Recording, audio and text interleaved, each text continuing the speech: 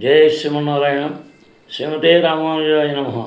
కృష్ణం వందే జగద్గురుం.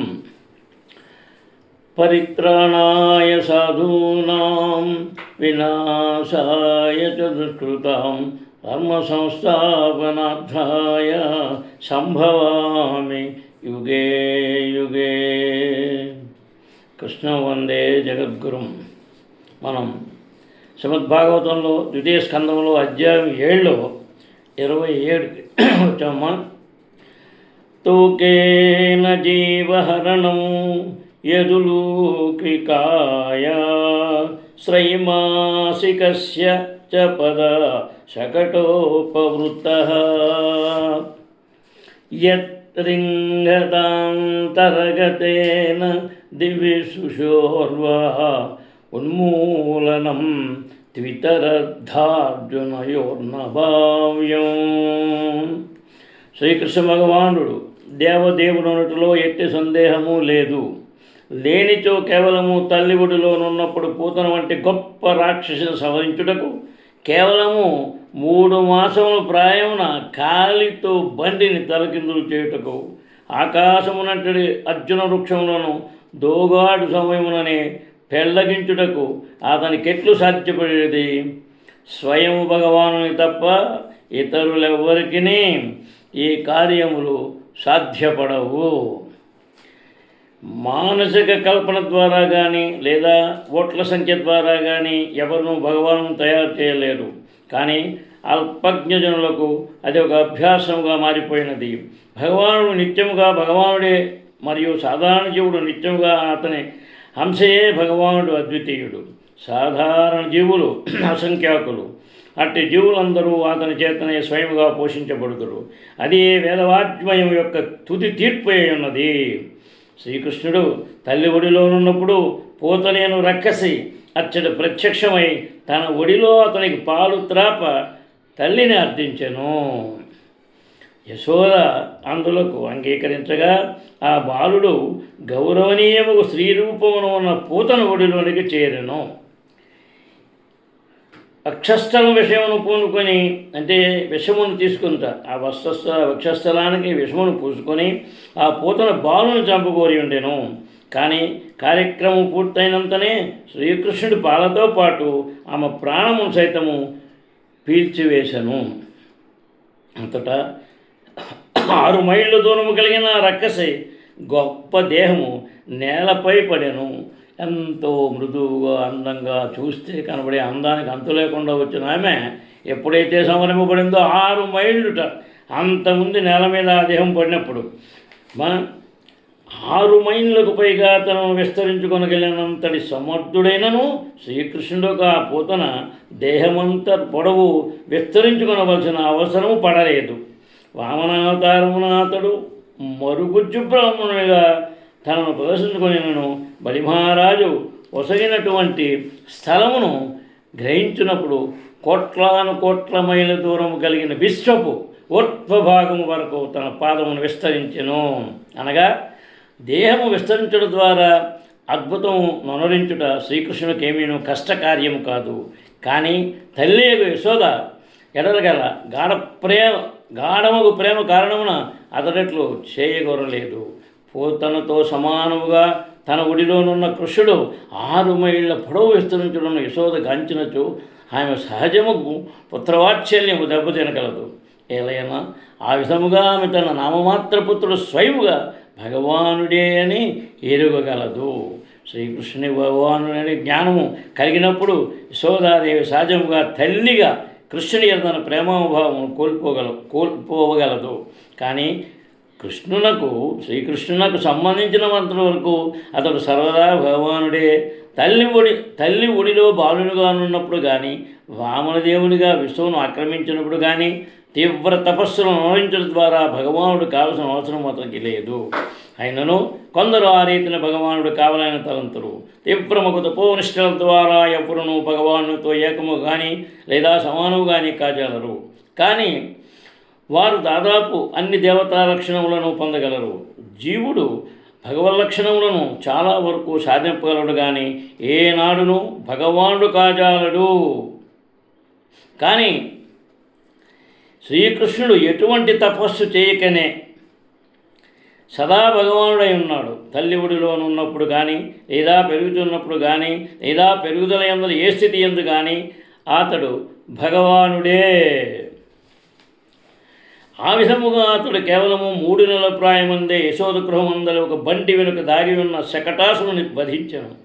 శ్రీకృష్ణుడు దోగాడుచు తల్లిని ఇంటి పనులు చేయనీయక అల్లరి చేసినప్పుడు ఆమె అతనిని ఒక రోటికి కట్టివేశాను. కానీ ఆ తుంటరి వారుడు రోటిని యశోదాదేవి పెరటి ఎందున్న గొప్ప అర్జున వృక్షముల కడకు ఈడ్చుకొని పోయాను. రోలు ఆ 2 చెట్ల నడుమ చిక్కుబడినప్పుడు అవి గొప్ప శబ్దంతో గులిపోయినవి. యశోద బయటకు వచ్చి జరిగినది కాంచి భగవత్కరుణ చేతన వారుడు చెట్లు కూరుడు నుండి రక్షింపబడని తలచెను. స్వయముగా భగవానుడే పెరటి యందు పోరాడుచు ఆ ఉపద్రవమును కలుగజేసినని ఆమె తెలుసుకొనలేకపోయాను.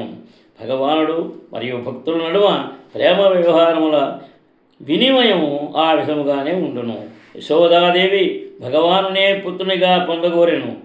అతడు బాలుని మాదిరిగానే ఆమె ఒడిలో ఆటలాడిను. కానీ అదే సమయమున అవసరమైనప్పుడల్లా అతడు సర్వశక్తి సంపన్నుడగు భగవానుడిగా తన పాత్ర పోషణను కావించెను. అట్టి లీలలో సాగసుదనమేమనగా వాణి ద్వారా భగవానుడు ఎల్లరి కోరికలను పూర్ణము చేసెను. గొప్పదైన అర్జున వృక్షములను పెళ్ళగించుటలో భగవానుని కార్యము కుబేరతనయులను ఉద్ధరించుడే. నారదుని శాపము చేవారు వృక్షములుగా మారిరి. దానితో పాటు యశోదాదేవి ప్రాంగణమున దోగాడు బాలునిగా క్రీడించుడయు అతని కార్యమై ఉండెను. భగవానునట్టి కార్యములను తన గృహ ప్రాంగణమునందే గాంచుటలో ఆమె దివ్యానందము నందెను. భగవానుడు ఎట్టి పరిస్థితి ఎందైనను జగన్నాథుడే. తాను కోరినట్లు ఏ రూపమందైనను బ్రహ్మాండమైనది కానీ లేక సూక్ష్మమైనది కానీ అతడు వర్తించగలడు. యద్వై వ్రజే వ్రజపశూన్ విషతోయ పీతా పాలాస్త్వజీవయదనుగ్రహ దృష్టిపృష్ట్యా తచ్చుద్ధయేతి విషవీర్య విలోల జిహ్వా ముచ్చాటయిష్యతురగం విహారం రాధిన్యా. గోపాల బాలుడు వారి పశువులను విషప్రాయములకు యమునా జలములను త్రాగినప్పుడు ఆ దేవదేవుడు బాల్యమునందు తన కరుణా దృక్కుల ద్వారా వారిని పునర్జీవితం చేసెను. పిదప యమునా జలమును పరిశుద్ధము కావించుటకు అతడు క్రీడగా దాని ఎందు దుమికి విషము క్రొక్కుచు అచ్చడ దాగి ఉన్న కాళీయ సర్పము తీవ్రముగా దండించెను. దేవదేవుడు తప్ప ఇతరులెవరును అతి ప్రయాసకర కార్యముల నొనరింపగలరు అంటున్నారు. తత్కర్మ దివ్యమివ నిశయానం దవాగ్నినా శుచివనే పరిదహ్యమానే ఉన్నేష్యతి వ్రజమతో వసితాంతకాలం నేత్రే పిధాప్య సఫలో నదిగమ్య వీర్య. కాళీయ మదనము జరిగిన నాటి రాత్రి యందు వ్రజవాసులు ఏమర్రుపాటుగా నిద్రించుచుండగా ఎండుటాకులు కారణమున దావాగ్ని ప్రజరొరిలి వారందరూ తప్పక మృత్యువాదపడనున్నట్లు గోచరించెను. కానీ శ్రీకృష్ణ బలరాముని కూడి కేవలము తన కన్నులను మూసుకునడం ద్వారా వారిని రక్షించెను. ఆ దేవదేవుని అలౌకిక కార్యములు ఆ రీతిగా ఉండును. శ్రీకృష్ణ భగవానుని కార్యము ఈ శ్లోకమునందు అలౌకికమైనదిగా వర్ణింపబడినను గమనింపవలసినది ఏమనగా ఆ దేవదేవుని కార్యములు సర్వదా అలౌకికములై అయ్యుండును. అదే అతని సాధారణ జీవుని నుండి విశేషపరచునై ఉన్నది. బ్రహ్మాండముగు రావి చెట్టును లేదా అర్జున వృక్షమును వేళ్లతో సహా పెళ్లగించుట మరియు కేవలము కనులు మూసుకొని దావాగ్నిని శమింపజేయుట ఆయన నిక్కముగా ఎటువంటి మానవ యత్నములకైనను అసాధ్యమైనవి. కానీ కేవలము ఈ కర్మలే శ్రవణాద్భుతములైనవి కాక అతని ఇతర కార్యములన్నీను అతడు ఏది మొనరించినను అలౌకికములై ఉన్నవి. ఈ విషయము భగవద్గీత 4:9 యందు ధృవపడుకోబడినది. శ్రీకృష్ణ భగవానుని అలౌకిక కర్మల నెగిలినవాడు ఆ కర్మల దివ్య స్వభావపు కారణమున కృష్ణధామమునందు ప్రవేశింప యోగ్యుడగును. భగవానుని దివ్యజ్ఞాత దేహత్యాగనంతరము భగవద్ధామమును చేరును.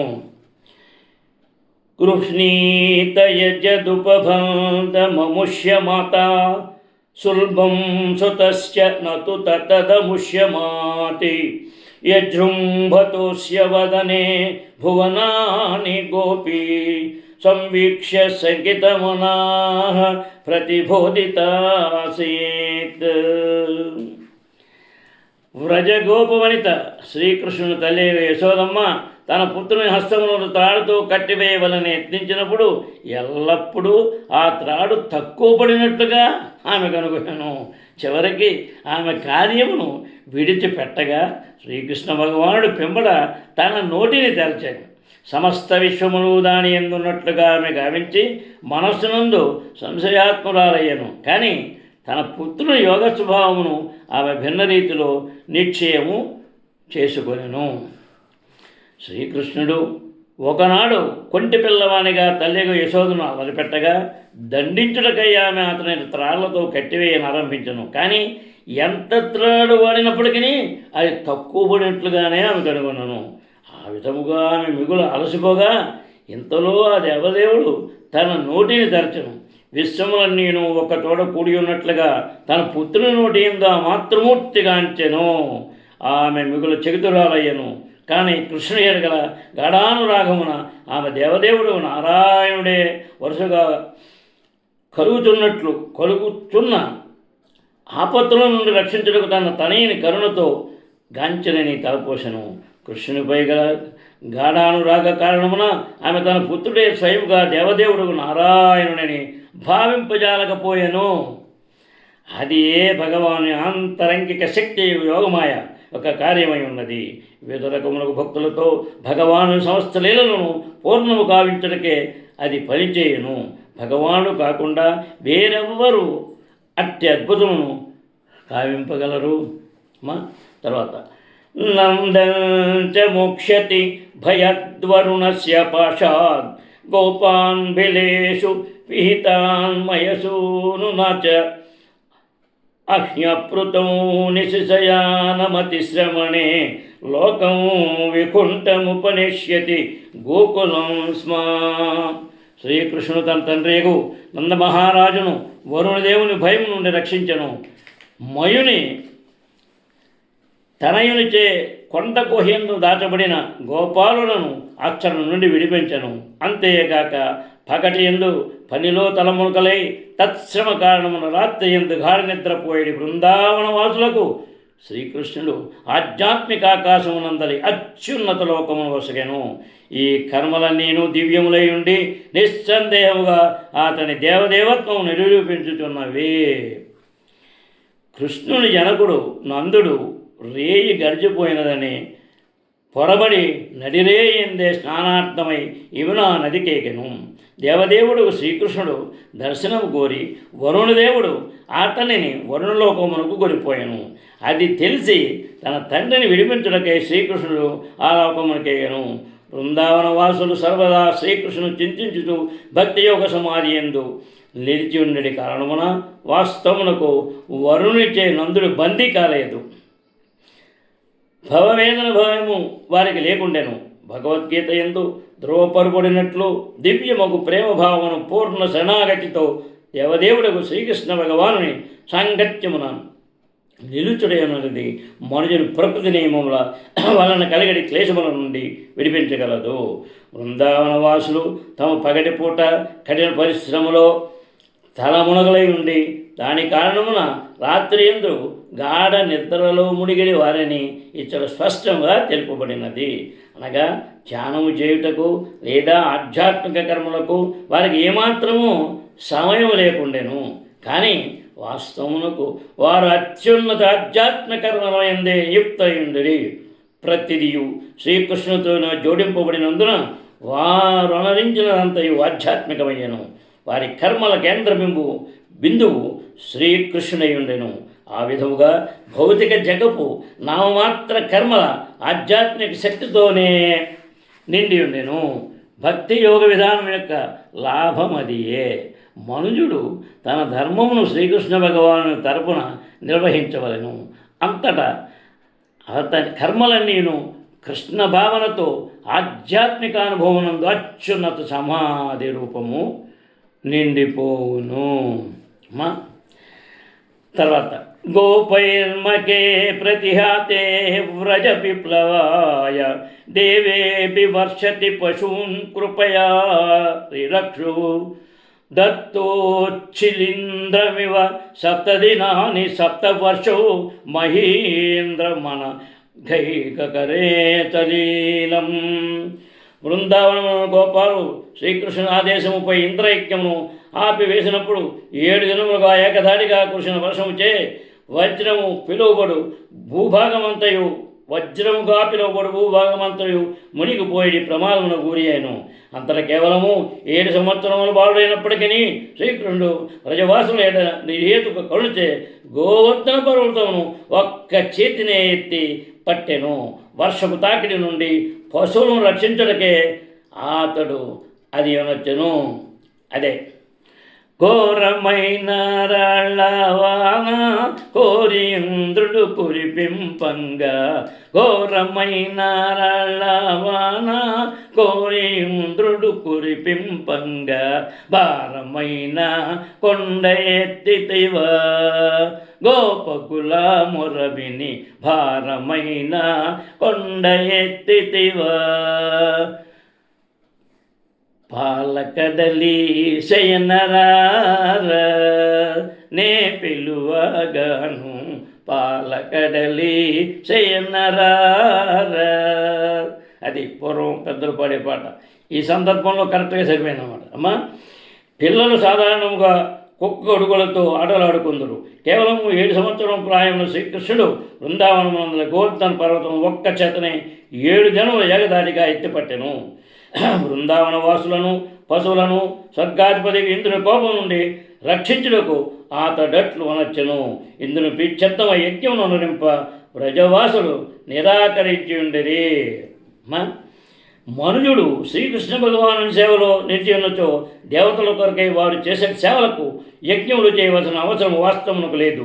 దేవతలు ప్రీత్యర్థమై వేదవాత్మయమునందు ఉపదేశించబడిన యజ్ఞములు ఉన్నతాధికారుల అస్తిత్వం గుర్తించడకు యాజ్ఞికుల కొసగబడేది ఒకనొక ప్రోత్సాహం వంటిది మాత్రమే.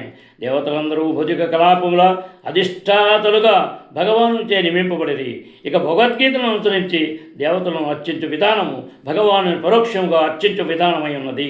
కానీ దేవదేవుడికి శ్రీకృష్ణే ప్రత్యక్షంగా అర్చించినప్పుడు ప్రత్యేక పరిస్థితుల యందు ఉపదేశించబడినట్లుగా దేవతార్చనము లేదా వారికి యజ్ఞార్పణము చేయవలసిన అవసరము లేదు.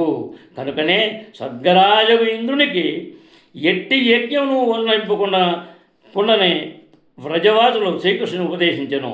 కానీ ఇంద్రుడు వ్రజమందున్న కృష్ణుని ఎరుగక వ్రజవాసులపై కినిసి ప్రతీకారం చేయత్నించను. కానీ సర్వసముద్రకు భగవానుడు వ్రజవాసులను పశువులను తన స్వీయ శక్తిచే రక్షించెను. అంతేగాక దేవదేవుని భక్తులుగా ప్రత్యక్షంగా నెలకొని ఉన్నవారు ఇతర దేవతలను వారు బ్రహ్మ రుద్రాది దేవతల వంటి గనులైనప్పటికీ సంతృప్తి పడవలసిన అవసరము లేదని నిశ్చయముగా నిరూపణ కావించెను. ఈ విధముగా ఈ సంఘటన శ్రీకృష్ణుడు పూర్ణ పురుషోత్తముడు భగవానుని నిస్సందేహముగా నిరూపించినది. తల్లి ఒడిలో శిశువును కానీ 7 ఏండ్ల బాలునిగా గాను 125 ఏండ్లు వృద్ధునిగాను అన్ని పరిస్థితుల యందును అతడు దేవదేవుడే. ఏ పరిస్థితి యందును అతడు సామాన్య మానవుడు కాడు. చివరికి వయస్సు మీరినప్పుడు అతడు 16 ఏండ్ల యువకుని వలె గోచరించను. ఇవి అన్నీ భగవానుని దివ్య దేహము యొక్క విశేష లక్షణములై ఉన్నవి. అమ్మా, అది తర్వాత మనం క్రీడావనే నిచకరరశ్మి గౌర్యాం రాతోల్ముఖ కల్పదాయతముచితేన ఉద్దీపిత స్మరరుజాం వ్రజవృద్వద్ధూనాం హర్తుర్షరిష్యతి శిరోధనధానుగత్య. మధురములను శ్రావ్యములను అగు గీతముల ద్వారా బృందావన వాసులు పత్నుల కామవాంఛను ఉద్దీపితము చేయుచు శ్రీకృష్ణుడు బృందావనమున రాసలీల యందు నిలిచి ఉన్నప్పుడు కుబేరుని సర్గలోకు కోశాధిపతి అనుచరులకు శంఖచూడు గోపభామలను హరించును. భగవానుడు అతని శరమును ఖండించివేయును. జయ శ్రీమన్నారాయణ. శ్రీమతే రామానుజాయ నమః. కృష్ణం వందే జగద్గురుం. ఈరోజు మనం శ్రీమద్భాగవతంలో ద్వితీయ స్కందంలో 7వ అధ్యాయంలో ఇంచుమించుగా 33 దాకా వచ్చాం. తర్వాత మనం రేపు కంటిన్యూ చేసుకున్నాం. జయ శ్రీమన్నారాయణ. శ్రీమతే రామానుజాయ నమః. కృష్ణం వందే జగద్గురుం. శ్రేయకాంతాయ కళ్యాణనిధే నిదార్దినాం శ్రీవేంకటనివాసాయ శ్రీనివాసాయ మంగళం. సర్వే జనా సుఖినో భవంతు. కృష్ణం వందే జగద్గురుం. జై శ్రీకృష్ణ.